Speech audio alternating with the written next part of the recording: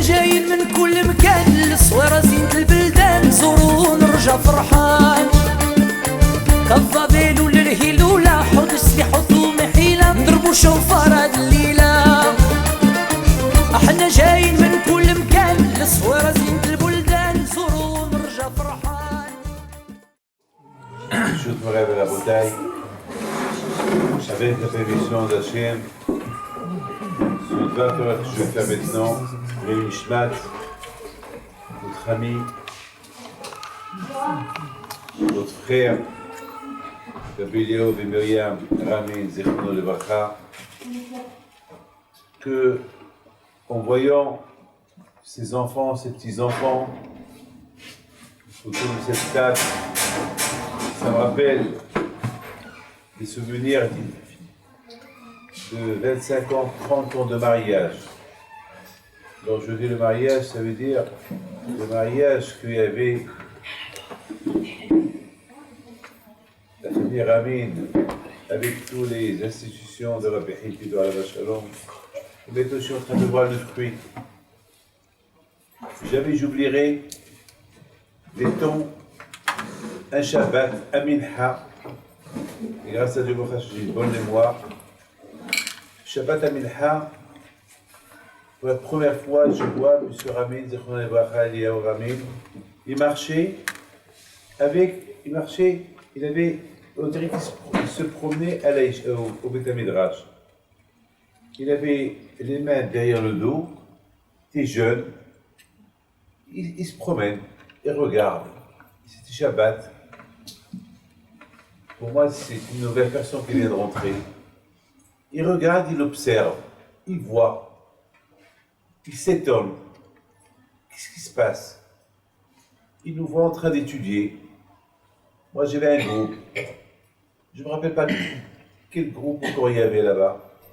Une chose est certaine, que moi, toujours, j'allais étudier avec les débutants. Pourquoi? Parce que je sais que, avec les débutants, il faut savoir quoi leur dire pour les attirer. Et moi, je me suis donné une ligne qu'il faut que je change. Pas la ville de Lyon, pas Villeurbanne, il faut que je change autant que possible de juifs. Et je vois qu'il regarde, il s'intéresse, il entend, il rigole. Et puis, on sait très bien que beaucoup des fois, on est attiré par des histoires. Et je commence à raconter des histoires, une belle histoire. Et ça lui a plu. Après, on s'est salué. Et après, il est tombé amoureux de la place. C'est ce qu'on appelle Hitzitz Vinivga. Il a regardé, il a été abattu. Alors, on peut expliquer Hitzitz Vinivga sur quelqu'un qui voit, il meurt, ou bien celui qui voit et il se fait attraper.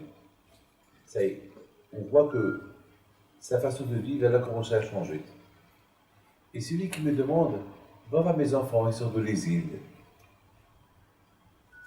Et j'ai commencé à voyager. Une fois, je suis parti à l'île de la Réunion. Et c'est là-bas où on se promenait. C'est un Shabbat. Et j'ai décidé que ce Shabbat-là, je ne dors pas à l'hôtel, je ne dors pas chez quelqu'un, mais je dors au Beth Midrash. Et j'ai demandé à ses enfants, ils étaient là-bas, qu'est-ce que vous pensez que ce soir, on dort à Beth Midrash? On ne dort pas, on étudie, toute la nuit. Elle écoutait très bien. Ah, pourquoi je suis parti? Pourquoi j'ai donné pourquoi j'ai eu cette idée de dormir au Beth Midrash à la synagogue à l'île de la Réunion? Parce que moi j'ai peur de cafards. Et j'ai vu un cafard là où je devais être. Je me suis dit, mais ce cafard, il y avait 2, 3, 4. Je dis, c'est pas possible, je ne vais pas dormir dans cette maison.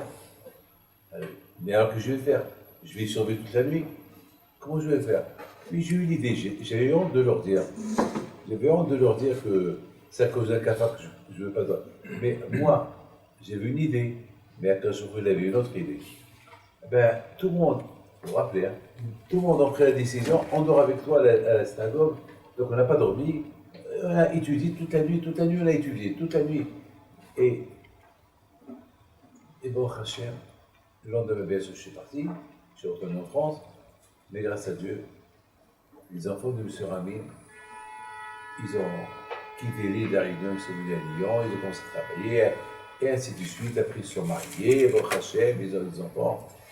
Mais l'impact de la yeshiva de Lyon, parce que la Torah qu'ils ont étudiée là-bas, c'était une Torah Emet. Ils ont eu une Emouna Emet. Et ils ont eu une maman, que la Shiva protège, qui est Emet. Et bien sûr, les enfants de Wacha, le mari, qui était Eliaou, qui était Emet. Et voilà, on voit les fruits aujourd'hui. Vous tous, vous êtes des abriqués. Vous tous, vous êtes dans la Torah. Et vous tous, vous Hachem, je pense que votre papa et grand-père, à la Shalom, Rabbi Eliaou, Binoyam, il doit être bien sûr à Gan Eden. Et quel Gan Eden?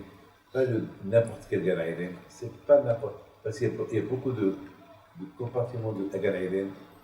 Le meilleur Gan Eden là-haut, c'est le Gan Eden des Baalei Tshuva. C'est le Gan Eden de celui qui était loin, qui ne savait rien, et qui l'a appris, et qui l'a battu, et il a mis tous ses enfants, ses petits-enfants dans la Torah. Et j'ai entendu qu'un de ses petits-enfants, pour qu'il lui manque rien du tout, il lui a donné une maison. Voilà, il a vendu sa maison où il habitait, il a dit voilà, ça c'est pour lui, pour qu'il puisse continuer à étudier la Torah. Je comprends ici à Bnei Brak, beaucoup de gens, que Baruch Hashem, ils sont nés dans la Torah. Par exemple, moi, David Pinto, moi je suis né dans la Torah. Mon père il me l'a enseigné. Je l'ai étudié toute ma vie. On m'a envoyé à la yeshiva depuis l'âge de 8 ans. J'ai pas vu mon père et ma mère, je les ai pas vus presque 7 ans. Je les ai pas vus. 7 ans. Il n'y avait pas de Shabbat Koufcha ou 7 ans, j'ai pas vu mon père et ma mère. 7 ans. De l'âge de 8 ans jusqu'à... En compagnie pour vous dire, on comprend. Mes enfants, ils ont grandi avec moi. Et leurs enfants, ils vont grandir avec nous tous. Mais que le Rabbi, lui, tout seul, c'est venu d'Algérie, perdu en France, qu'il a tout de suite capté la vérité. Alors vous savez très bien que là où il y a ces tzadikim-là, là où il y a ces Baal Shova, même les plus grands tzadikim, ils ne peuvent pas se mettre à côté d'eux. Ils ne peuvent pas. Donc maintenant, bien sûr, le Olam Haba, lui, il est extraordinaire. Vous savez, nous sommes en train, aujourd'hui, on est en train de lire tous ces parachiotes, la construction de Beth Amikdash. Et cette semaine, j'ai donné beaucoup d'ishéorim dans... J'ai fait au moins peut-être une vingtaine d'ishéorim dans plusieurs yeshivot, plusieurs pilotes. Et je me suis toujours posé la question. Mais écoutez bien cette question. De toute la Torah entière, si on parle du Shabbat, il y a quelques psukim qui parlent de Shabbat. Si on parle de Nida, il y a des milliers de halachot de Nida, mais il y a un passage dans la Torah qui dit ne touche pas une femme Nida. On parle du Get, il y a une Gemara qui s'appelle Gittin, alors que les lois du Get, c'est des milliers. Il y a une Gemara qui s'appelle Gittin. La Ktuba, là aussi. Shabbat, il y a des centaines de milliers de halachot, des milliards de livres qui parlent sur Shabbat. Et la Torah ne parle pas beaucoup de Shabbat. C'est bizarre. Écoutez très bien. Alors, lorsque la Torah parle du Mishkan, le tabernacle, alors que ce tabernacle, il est resté combien construit? 480 ans, c'est tout. Et après 480 ans, qu'est-ce qu'ils ont fait? Le Shlomo Melech, il a construit. Le Beth Amikdash, il l'a enterré. Ils ont pris le tabernacle, ils l'ont enterré. Alors, je ne comprends pas. Toute la Torah, il y a des dizaines ou des centaines de psukim qui parlent de la construction de Beth Amikdash, que finalement, il va être détruit, ou bien il va être enterré, et alors que les halachot du Shabbat, il y a quelques psukim. C'est pas logique. C'est pas logique. C'est pas logique. on parle, est-ce que, si par exemple on parle d'une voiture, si on va raconter une histoire sur une voiture, à quoi sert qu'on va parler de la voiture s'il n'y a pas un qui va la conduire? À quoi sert qu'on va parler beaucoup d'un avion, on va dépenser des milliards pour un avion alors qu'il n'y a pas un pilote? Alors, ça ne sert à rien. C'est pas de pilote qui va le piloter. Alors pourquoi tu as dépensé des milliards pour construire un avion? C'est comme quelqu'un, vous allez rigoler, c'est comme quelqu'un il n'arrive pas à se marier. Il n'arrive pas à se marier. Et chaque fois, il vient, chaque fois que je le vois, et un jour il vient chez moi avec une carte. Il me dit, rapide, avec un grand sourire, une carte. Alors j'ouvre la carte, et je vois que la carte, Simato, Mazato, Audishama, Behar Yehuda, tout ce que vous voulez, et je vois son nom, et à côté il y avait un nom d'une femme, mais alors là il y avait le nom de famille, c'est son nom de famille, mais je connais la femme, et il n'y a pas de nom de famille. Alors je lui dis, comment ça fait cette fille-là? Elle m'a dit, elle n'existe pas. Je lui dis, comment elle n'existe pas? Elle me dit, non, je me suis fait une carte pour me souhaiter que je vais me marier. Et j'ai eu l'idée que je vous apporte cette comme ça, vous allez bien me venir. On s'est rigolé. Je dis, c'est bien, la carte elle est là, mais la femme elle n'est pas là. Alors, c'est-à-dire, rien. Bon. Vous avez bien compris pourquoi quand on se voit au cours, vous savez, les Hacham me disent qu'il n'y a pas une lettre dans la Torah qui est en plus. Il n'y a pas une lettre dans la Torah qui est en plus. Chaque lettre, elle a un sens. Chaque lettre est là, et rien. Et alors, moi je vais dire qu'il y a beaucoup des psukim qui sont en plus. On me parle du Mishkan et du Mizbeach, du Aaron, de la Menorah, et tout ça, ça va être enterré un jour. Ça a duré combien de temps? Combien de temps? Pas grand-chose. Alors pourquoi? Alors pour Shabbat qui va rester jusqu'à que Mashiach va venir, Gittin, jusqu'à que Mashiach et tous ces mitzvot, la Shmida et tout ça. La Torah elle parle, en résumé. Mais Hashem, la semaine prochaine, vous allez lire la paracha de Vayakhel. La paracha de Vayakhel, c'est écrit là-bas, Vayakhel Moshe. Moshe il a réuni tout en Israël. Il a commencé à leur parler. De quoi? Du Shabbat. Alors, le but, pourquoi il les a réunis, Moshe Rabbeinu? Le but, il les a réunis pour que chaque juif, il apporte un don pour construire le Beth Amikdash, ou pas? C'est le but. Or, de quoi il parle? Il parle du Shabbat.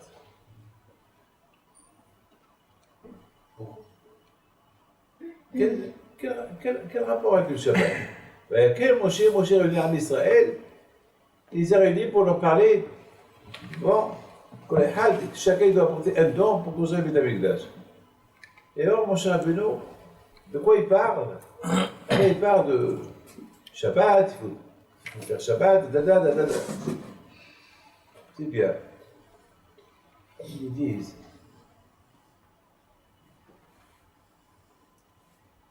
que de là on apprend que Moshe Rabbeinu avant, il leur a parlé d'apporter des dons pour le Mishkan. Et le travail du Mishkan, Moshe Rabbeinu leur a parlé que même que le Mishkan, c'est la maison d'Hachem, et à sous le Mishkan, même que le Mishkan, il est important, parce que le Mishkan, la Hashra'at HaShekhinah qu'il va avoir sur le Mishkan, c'est pas sur le Mishkan uniquement, mais sur chaque juif. Et à sous le Mishkan, Mishachanti Betocham.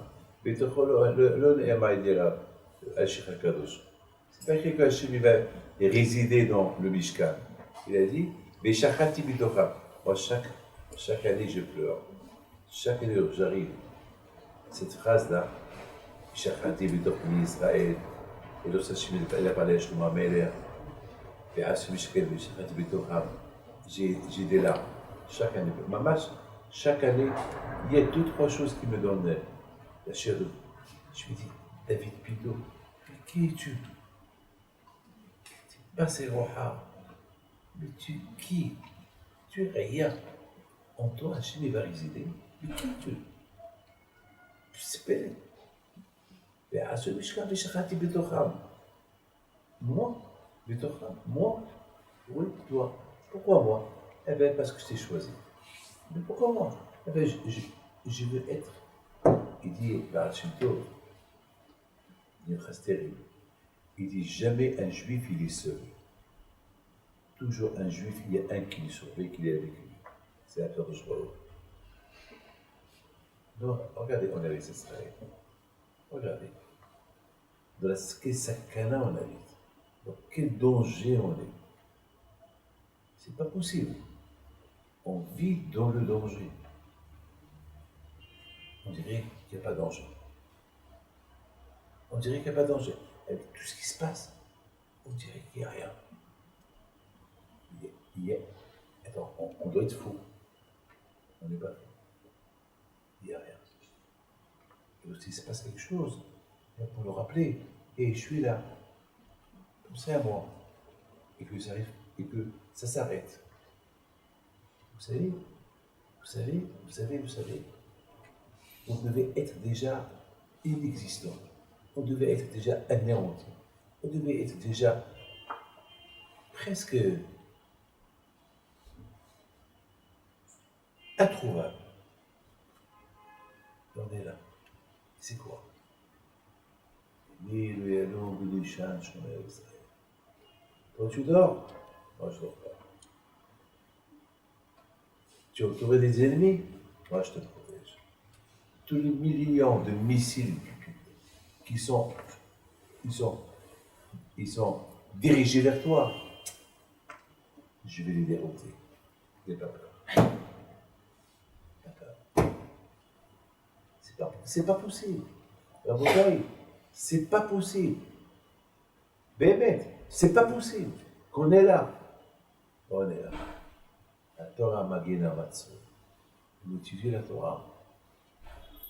On la protège. Le Kadosh Baruch Hu, il veut nous apprendre un enseignement extraordinaire.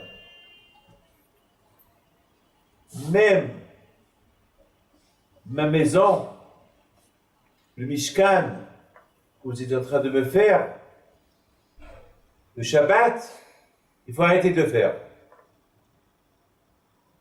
Vous imaginez que les Juifs, ils disent à Moshe Rabbeinu, Moshe, mais Hachem, c'est Hachem. D'ailleurs, lorsqu'on va construire le Beth Amikdash, on va faire le pain pour Shabbat. On le faisait cuire Shabbat. Il y a des sacrifices Shabbat. On allume la menorah pour lui Shabbat. Oui. Alors pourquoi on n'a pas le droit de travailler Shabbat pour lui faire la maison? Je comprends. Construire ma maison, j'ai pas le droit. Mais la maison d'Hachem, Moshe Rabbeinu va leur dire non. Ah pourquoi? Parce que Shabbat, il est plus important que la maison d'Hachem. Alors tout ce que la Torah écrit,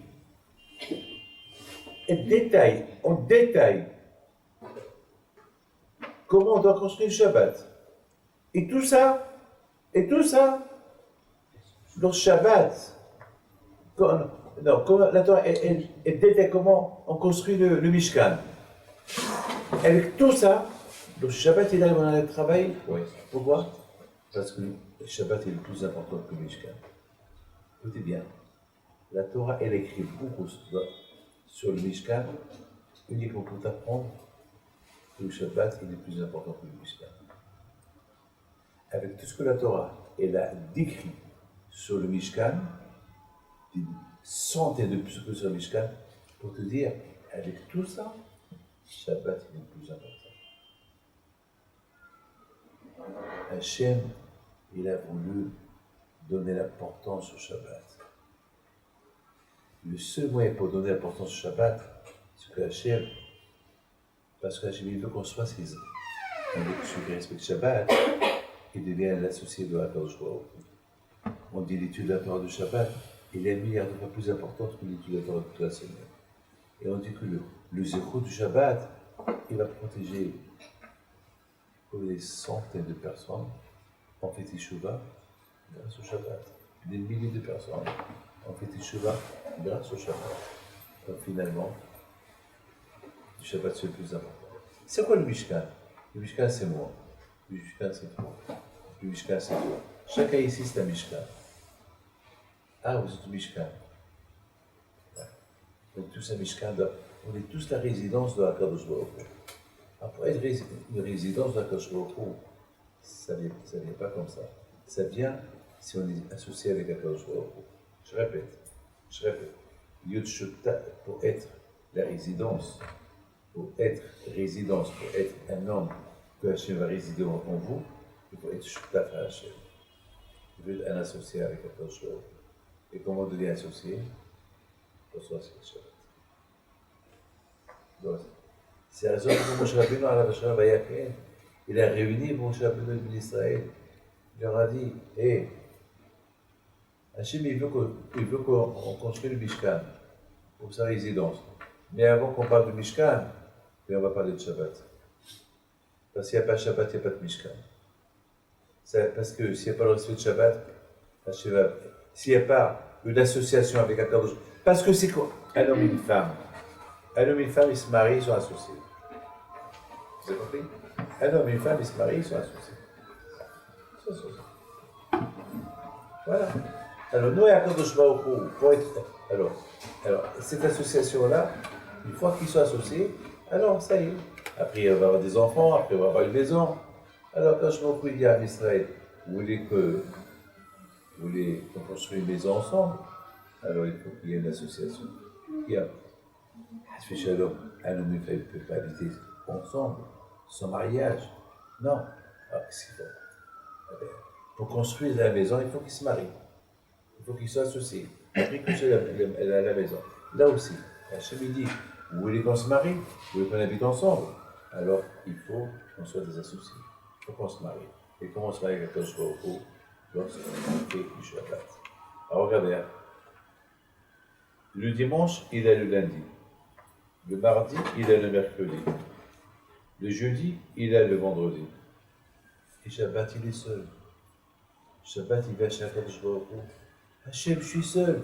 Elle est bisous. J'ai pas de mari. Le dimanche, il est lundi. Le mardi, il est mercredi. Le jeudi, il est le vendredi. Et moi? Et Akadosh Baruch Hu dit, et toi? Am Israël. Comment tu veux dire? Ton bisou, c'est Am Israël. Donc ça veut dire qu'il y a cette chute-foot du Shabbat et Am Israël ensemble. Il faut qu'ils soient ensemble, cette chute-foot ensemble, uniquement lorsqu'ils respectent le Shabbat. Et lorsqu'ils respectent le Shabbat, donc il y a la maison. C'est la raison pourquoi Moshe Rabbeinu a dit avant qu'on parle de la construction de la maison, bien on va parler d'association. L'association du Shabbat. Il faut respecter le Shabbat, que vous soyez associés avec le Shabbat, de la création du monde, et alors là, vous pouvez construire la maison de Akadosh Baruch Hu. Donc vous devez sachez une chose, que c'est pas facile d'être juif. Être juif, il faut être un Ben Torah. Vous, je vous dis quelque chose. Vous avez eu beaucoup de scouillots. Vous soyez là, il y a un grand parcours qui a été fait. Et ce parcours-là, c'était votre grand-père Alav Shalom et votre, ici, Tibadel Hadoum Shalom, votre maman. Et là, c'était un grand parcours. Ils ont fait que vous soyez là, parce qu'aujourd'hui, vous auriez pu être à Villeurbanne, à Vanvelin, ou bien, je ne sais pas, ou en Amérique, ou quelque part, ou en Australie. Et vous êtes à Bnei-Brak. Vous êtes dans la Torah. Vous avez votre Hachem. Votre Hachem, je vois chacun de vous, et chacun de vous, je vois ici, sur l'île, Ashrat Ashkena. Et ce parcours-là, il n'est pas venu comme ça.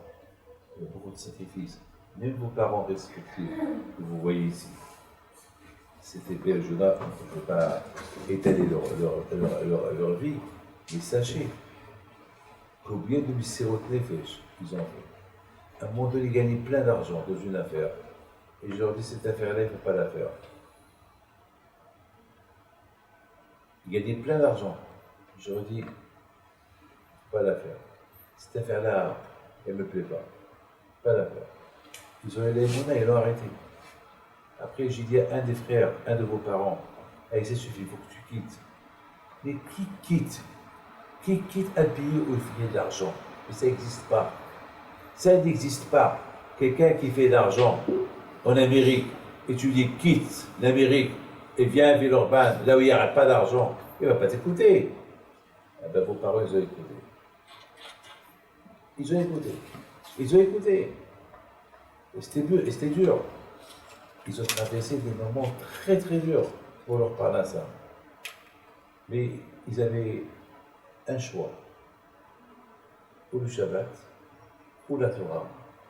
Ou vraiment la Torah à 100%, plus ce qu'ils étaient, ou bien rester ce qu'ils étaient. Ben, s'ils seraient restés ce qu'ils étaient, ben, vous aujourd'hui vous ne seriez pas là. Aucun de vous. Aucun de vous. Et aucun des femmes ici.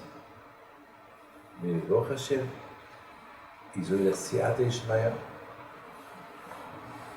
Je pouvais les aider parce qu'il y avait un papa, un grand-père, Rabbi Léo Alav Shalom, et parce qu'il y avait aussi une maman, elle était là. Et Baruch Hashem, après je peux leur donner aussi des femmes. Ces femmes-là, Baruch Hashem, ils ont aidé. Ces femmes-là, c'est vos mamans, qui les ont aidés, qui les ont suivis. Et Baruch Hashem, Isha Kshera Bat Habeta, une femme cachère qui a construit sa maison. Moi, je connais beaucoup des gens qu'ils ont voulu avancer, pas plus que ce matin. J'ai reçu quelqu'un, à Anana, que le pauvre, il veut avancer, il veut vraiment avancer, mais sa femme, elle ne veut pas le suivre. Et qu'est-ce qu'il dit sa femme? Demande mon guet. Moi, je ne peux pas te suivre. Moi, je ne peux pas me courir la tête. Moi, je ne peux pas m'habiller comme tu veux. Je ne peux pas tout ça. Pour moi, c'est. Et lui, le pauvre, il n'a pas le choix. Le pauvre, il sauve. Baruch Hashem, votre cas, vous tous ici, ce n'est pas pareil. Baruch Hashem, il y a eu ce grand Siyata Ishmael. Mais toute cette Siyata Ishmael qui est arrivée sur cette famille-là, Ramin, qui sont maintenant brèves là, l'origine de tout ça, c'était un Shabbat. C'est pour ça que je vous ai parlé du Shabbat. Ce fameux Shabbat que Zechrono Ramin, il est rentré à la yeshiva, il avait encore les cheveux noirs, ça fait peut-être 35 ans de cette histoire. Il se promenait avec les mains derrière son dos, il se promène, il voit, et regarde, qu'est-ce qui se passe ici? C'était la yeshiva qu'on a ouvert à Villeurbanne, c'était la première année de la yeshiva. Il voit, il ne sait pas. Il ne sait pas ce qui se passe. Il se demande, qu'est-ce que vous faites là? Mais qu'est-ce que vous... Il ne sait pas. C'est la première fois, vous savez, qu'il voit des gens qui étudient la Torah. Mais il n'est pas sorti pour le plus retourner. Il est resté comme Yitro, comme tous ceux, comme qui dit l'Ebnemeler, Ta'amour au Kitov Hashem. Tu goûtes la Torah, ça y est. Il y a beaucoup de gens qui ont grandi dans la Torah, ils ont abandonné la Torah. Je connais plein. Celui-là, il n'a pas grandi dans la Torah, il s'est attaché à la Torah. Et c'est le Sirut Nefesh qu'il a fait. Eh ben, c'est ce que vous êtes en train maintenant de récolter. Vous savez, c'est comme le Sirut Nefesh, un sacrifice bien fait. Les résultats de ce sacrifice-là, on le voit ici. À tel point que je ne pouvais pas ne pas venir. Ça fait longtemps que je passe devant le tombeau de votre grand-père Alav Shalom, votre papa Alav Shalom, et je lui dis ça, d'accord, on dirait qu'il me regarde, qu'il me dit, David, va voir mes enfants, va voir mes enfants, David. Je me rappelle quand il me parlait, David. Ramin, moi toujours je l'appelais Ramin, jamais je l'ai appelé Dieu.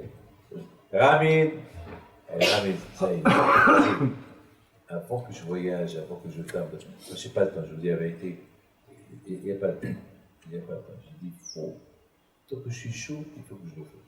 Ben voilà, j'ai accompli cette mission de vous voir et de vous dire le pouvoir du Shabbat. Maintenant, pourquoi votre papa il est venu Shabbat? pourquoi il n'est pas venu un dimanche, un lundi, un mardi, pourquoi il est venu un Shabbat? Je me rappelle ce jour-là, c'était une belle journée, c'était en plein été. Il faisait beau dehors. Donc, a priori, dans une belle journée d'été, les gens ils se promènent, après une bonne dafina, les gens ils se promènent, ils marchent. Ils marchent. Mais lui, il n'a pas, il a dit, on m'a dit qu'il y a une yeshiva. Vaishma ito, mashmu'a shama oba, yeshiva, Batantor. Il a dit, je vais aller voir. Mais qu'est-ce qu'il y a à voir? Il n'y a rien à voir. Il est venu voir. Il aurait pu aller se promener. Alors, pourquoi il me trouve Shabbat? Il a aidé. Ah, je ne sais pas, qu'est-ce qu'il a capté de moi? Qu'est-ce qu'il a entendu? Et que ça l'a. C'est rentré dans ses oreilles. Et à partir de ce Shabbat-là, il était là tout le temps. Après, c'est les matins. Après, il est là. Après, il est là. Après, il est devenu. Il ne restait que l'appeler Béléa, c'est tout. Ça y est. Après, les enfants de l'Anara, vous êtes tous là. Les petits enfants sont là. Maintenant, je termine, je vous raconte une petite histoire de Rabbi Hidpito à la Rachel. Écoutez bien cette histoire.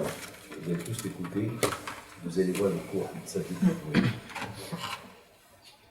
Que les Mouna, vous parlez ici, ils ont grandi qu'avec les Mouna. Parce qu'on leur a enseigné à l'Yeshiva, les Mouna. Quand j'étais à Miami il y a un mois et demi, il s'est passé que un ami nous a donné son appartement de 11e étage.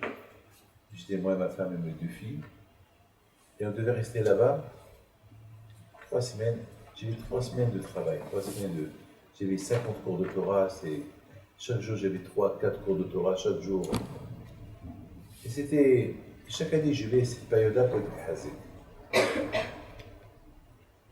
Tant qu'on était au 11e étage, mais il y avait un problème. J'ai remarqué que les chambres,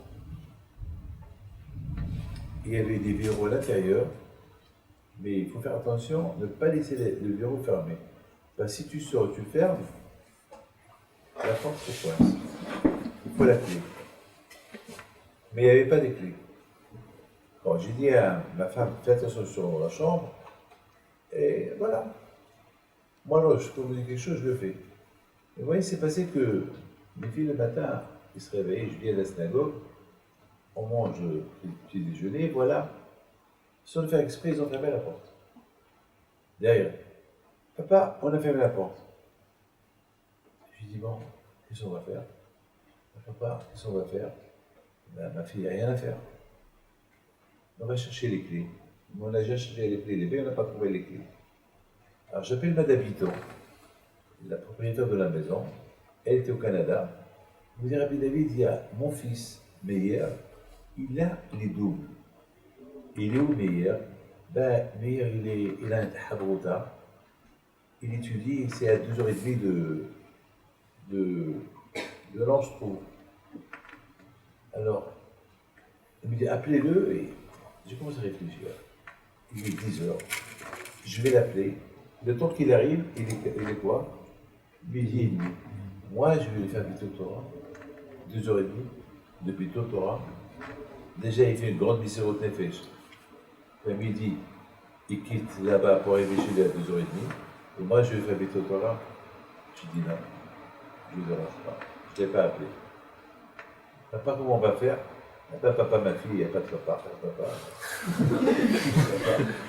Papa, mais il n'y a pas de miracle. On entend des histoires de Rabbi Pito. Et je dis, dites-moi mes enfants, quel miracle? Un ange, il va venir avec les clés? Un ange, il ne va pas rentrer à Miami. Alors, il n'y a pas, ma fille oublie les clés. Il n'y a pas de lien. Alors, papa. trouver les clés. Voilà, on a cherché. Il va pas avoir les clés, il ne va pas tomber du ciel. Casser la porte, haram. Quoi, on nous prête une belle maison, on leur casse la porte.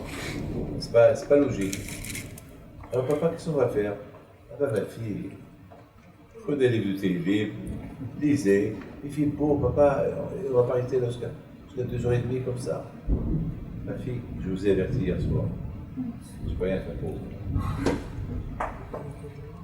Mais papa, il n'y a pas quelque chose. Prends le télé, parfois tu l'ouvres.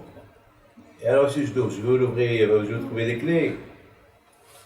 D'après vous, est-ce qu'il y a une solution? Alors, je pose une question. Est-ce qu'il y a une solution?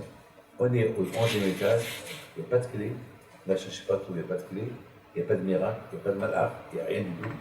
Eh oui, j'avais là-bas mon chauffeur qui a essayé par tous les moyens pour ouvrir la porte. Donc, il fallait appeler quelqu'un pour casser la porte. Mais moi, je n'ai pas voulu casser la porte. Parce que la maison était neuve. Et entre vous et moi, la porte est coûtée cher. Moi, 10 000 $. C'est belle. Et pour faire une porte comme ça, il faut au moins 3-4 marches. C'est pas l'hôtel en plus, quoi. On ne peut pas faire ça. Alors, est-ce qu'il y a... Hein? On commence, il y a un cadeau de beaucoup. Mais comment? C'est beau. C'est pas madame. On commence. Mais quoi? Qu'est-ce que Hachem peut faire? Moi, de ma tête, Hachem, il y a des miracles. Mais quoi?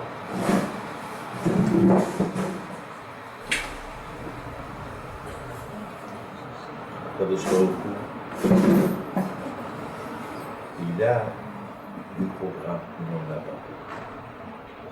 Moi, ici, cette valise, j'ai 2 calepins, j'ai 2 agendas. Mon agenda, tout ce que je vais faire, il est plein déjà. Mais j'ai un autre agenda,